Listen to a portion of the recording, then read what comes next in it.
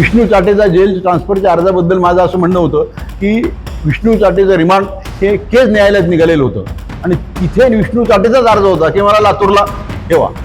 त्याच्यानंतर त्याने एक अर्ज बीडला दिला, तो अर्ज न्यायालयाने नामंजूर केलेला आहे.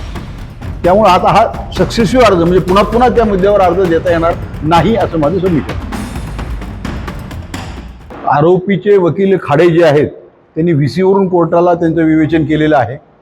एक कुलकर्णी वकील आहेत, त्यांनी पुण्यावरून VCवरच विवेचन केलेलं आहे आणि त्याचं उत्तर मी असं दिलेलं आहे की लॅपटॉप हा ॲडिशनल एव्हिडन्स म्हणून आम्ही कोर्टात दाखल केलेला होता.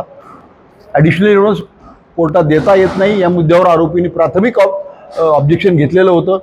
तो आमचा ॲडिशनल एव्हिडन्स अर्ज न्यायालयाने मंजूर केला. लॅपटॉपमध्ये जे काही आहे ते पूर्ण पेनड्राईव्हवर आम्ही परावर्तित करून आरोपींना त्याच्या कॉपी देण्यात आलेल्या आहेत. क्लोन कॉपीसुद्धा जी मागण्यात येते तीसुद्धा देण्यात आलेली आहे आणि त्या अनुषंगानं कोर्टाचा रोजनामा हे सुद्धा मी कोर्टाला माझ्या सेसोबत दाखल केलेला आहे. त्यात स्पष्टपणे उल्लेख आहे की क्लोन कॉपी आरोपीला देण्यात आलेली आहे. त्यामुळे आता जुने मुद्देच गेल्या वेळेस आदरणीय निकम साहेबांनी जे सांगितलं की तोच मुद्दा वारंवार या ठिकाणी जुने मुद्दे काढून ही ट्रायल विलंब करण्याचा त्यांचा प्रयत्न आहे. पण आरोपीच्या वकिलांकडनं जो डेटा आहे आतमधला लॅपटॉपमधला तो सगळा मागितला जातो. हो, जो डेटा आहे तो पूर्ण आम्ही त्यांना दिला आहे. आता जे आमच्याकडे नाही ते आम्ही देऊ शकत नाही. CCTVच्या कॉपी सुद्धा आम्ही त्यांना दिलेल्या आहेत. 10/4/25ला 10/4/25ला जे CCTV जो आमचा अर्ज आहे त्याप्रमाणे त्या कॉपी आरोपीने देण्यात आलेल्या आहेत. विष्णू चाटेचा जेल ट्रान्सफरच्या अर्जाबद्दल माझं असं म्हणणं होतं की विष्णू चाटेचं रिमांड हे केस न्यायालयात निघालेलं होतं आणि तिथे विष्णू चाटेचाच अर्ज होता की मला लातूरला ठेवा. त्याच्यानंतर त्याने एक अर्ज बीडला दिला, तो अर्ज न्यायालयाने नामंजूर केलेला आहे. त्यामुळे आता हा सक्सेसिव्ह अर्ज म्हणजे पुन्हा पुन्हा त्या मुद्द्यावर अर्ज देता येणार नाही असं माझं सबमिशन आहे. पुढची सुनावणी 22 तारखेला ठेवण्यात आलेली आहे. आज आरोपीच्या वतीने निर्णय अजून 3-4 अर्ज आलेले आहेत. त्याचा अभ्यास करून त्याचं म्हणणं मला दाखल करणे बाकी आहे. निकम साहेबांनी सांगितलं होतं की आरोपींकडून ही केस जी आहे ती पुढे ढकलण्याचा विलंब तो आता कुठेतरी आता या प्रकरणाला गती मिळाली असं वाटतं, कारण कमी दिवसामध्ये आता तारखा नाही. आता हा न्यायालय आता लवकर तारखा ठेवतंय. त्याच्यावरून असं दिसतं की जे काही अर्ज येतील ते गतीनं त्या अर्जांचा निकाल लागेल आणि मॅटर पुढे जाईल असं वाटतंय.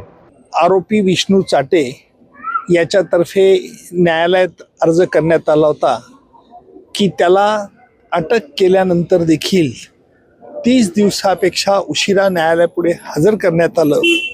त्यामुळे त्याची अटक ही अवैध आहे आणि म्हणून त्याला या संपूर्ण खटल्यातून दोषमुक्त करावं अशी त्याची विनंती होती. त्याला आम्ही विरोध केला.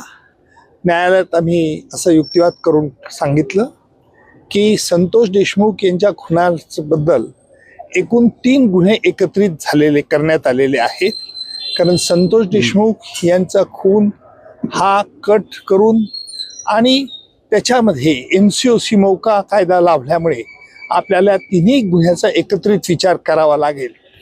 गेले 1.5 वर्षापर्यंत विष्णू चाटेने याबद्दल कुठेही तक्रार केली नव्हती. विष्णू चाटेच्या वकिलांनी तक्रार केली नव्हती. परंतु 1.5 वर्षानंतर हेतू पुरस्कार अशा तऱ्हेचे मुद्दे उपस्थित करून या खटल्याची सुनावणी लांबवण्यात येत आहे असा देखील आम्ही आरोप आज न्यायालयात केला.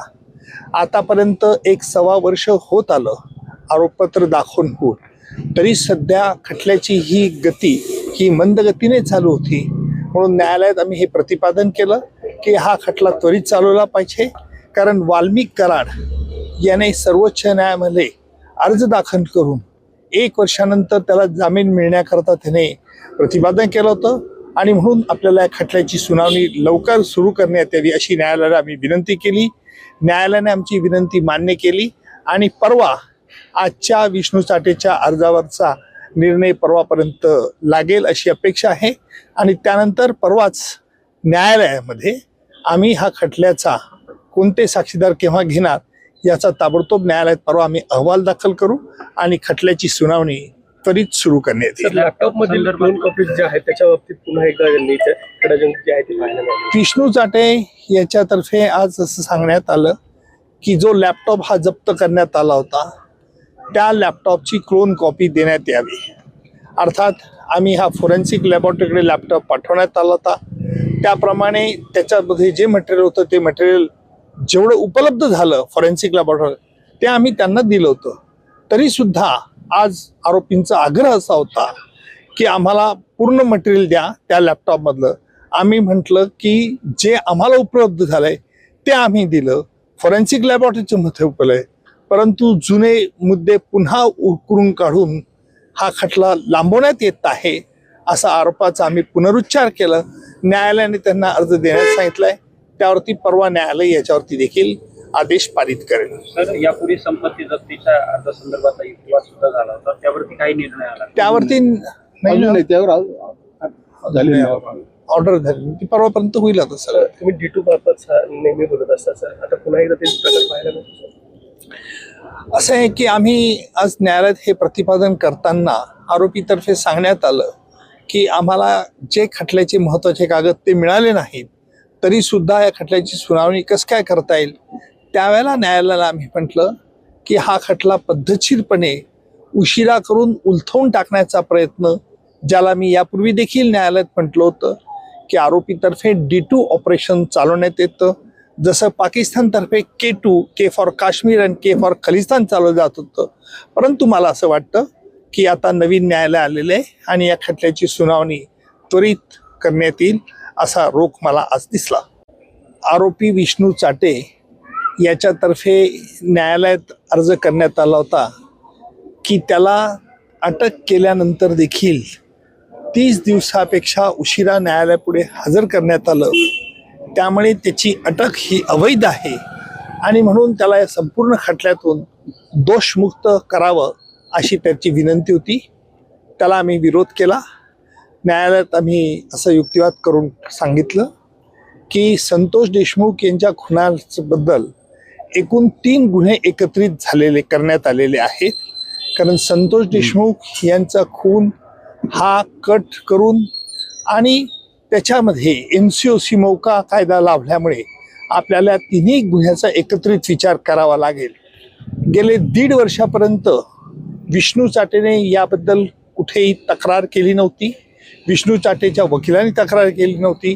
परंतु 1.5 वर्षानंतर हा हेतू पुरस्कार अशा तऱ्हेचे मुद्दे उपस्थित करून या खटल्याची सुनावणी लांबवण्यात येत आहे असा देखील आम्ही आरोप आज न्यायालयात केला.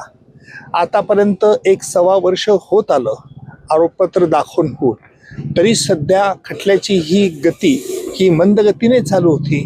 म्हणून न्यायालयात आम्ही हे प्रतिपादन केलं की हा खटला त्वरित चालवला पाहिजे. कारण वाल्मिक कराड याने सर्वोच्च न्यायालयामध्ये अर्ज दाखल करून 1 वर्षानंतर त्याला जामीन मिळण्याकरता त्याने प्रतिपादन केलं होतं आणि म्हणून आपल्याला या खटल्याची सुनावणी लवकर सुरू करण्यात यावी अशी न्यायालयाला आम्ही विनंती केली.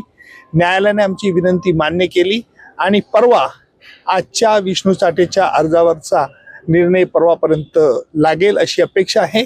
आणि त्यानंतर परवाच न्यायालयामध्ये आम्ही हा खटल्याचा कोणते साक्षीदार केव्हा घेणार याचा ताबडतोब न्यायालयात परवा आम्ही अहवाल दाखल करू आणि खटल्याची सुनावणी त्वरित सुरू करण्यात येईल. लॅपटॉप मधील क्लोन कॉपीज ज्या आहेत त्याच्या बाबतीत पुन्हा एकदा खडजंग जे आहे ते पाहायला मिळाले. विष्णू चाटे याच्यातर्फे आज असं सांगण्यात आलं की जो लॅपटॉप हा जप्त करण्यात आला होता त्या लॅपटॉपची क्लोन कॉपी देण्यात यावी. अर्थात आम्ही हा फॉरेन्सिक लॅबोरेटरीकडे लॅपटॉप पाठवण्यात आला होता. त्याप्रमाणे त्याच्यामध्ये जे मटेरियल होतं ते मटेरियल जेवढं उपलब्ध झालं फॉरेन्सिक लॅबोरेटरी ते आम्ही त्यांना दिलं होतं. तरी सुद्धा आज आरोपींचा आग्रह असा होता की आम्हाला पूर्ण मटेरियल द्या त्या लॅपटॉपमधलं. आम्ही म्हटलं की जे आम्हाला उपलब्ध झालंय ते आम्ही दिलं. फॉरेन्सिक लॅबोरेटरीचं मध्ये उपलब्ध आहे, परंतु जुने मुद्दे पुन्हा उकरून काढून हा खटला लांबवण्यात येत आहे असा आरोपाचा आम्ही पुनरुच्चार केला. न्यायालयाने त्यांना अर्ज देण्यास सांगितलाय.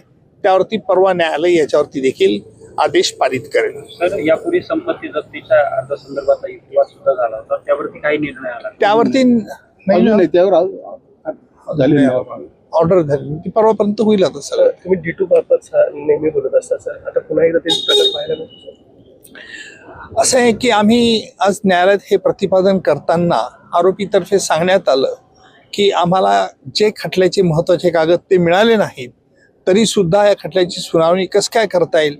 त्यावेळेला न्यायालयाला आम्ही म्हटलं की हा खटला पद्धतशीरपणे उशिरा करून उलथवून टाकण्याचा प्रयत्न, ज्याला मी यापूर्वी देखील न्यायालयात म्हटलं होतं की आरोपीतर्फे D2 ऑपरेशन चालवण्यात येतं, जसं पाकिस्तानतर्फे K2, K फॉर काश्मीर आणि K फॉर खलिस्तान चालवलं जात होतं.